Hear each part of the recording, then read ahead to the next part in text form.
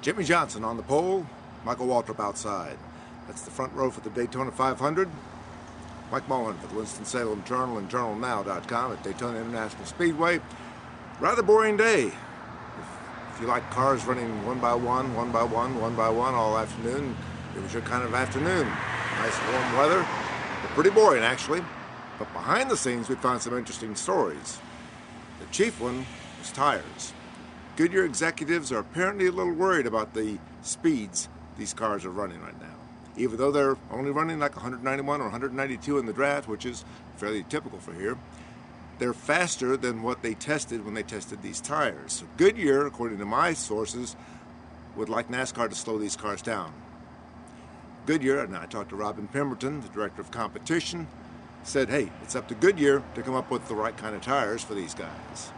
And told Goodyear to talk to the crew chiefs. So Goodyear is going crew chief by crew chief by crew chief, trying to figure out how to resolve the issues. And one of the problems is the 20 car, Tony Stewart, 48 car, Jimmie Johnson, they didn't have any trouble.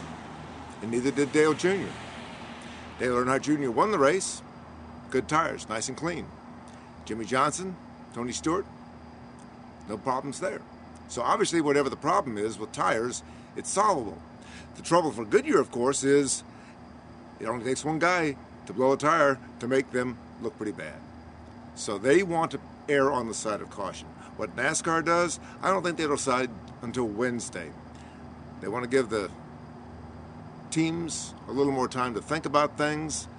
But the technical issues with this new car tomorrow, this new winged car, the technical bosses that I talked to from some of these teams say they're facing issues that they're not comfortable with, that they haven't seen before, and they're not quite sure how to deal with that thing. In fact, one crew chief I talked to said he's resigned at the fact that he's going to tear up another car. He's already lost 2 here, and he's going to lose another one, he says, because he doesn't think NASCAR's going to do anything, and Goodyear's not going to do anything. That's a dilemma. In fact, he says that he thinks the 150s, maybe the 500, will be determined by tire durability, not by strategy, not by gas mileage, but by whose tires don't blow out.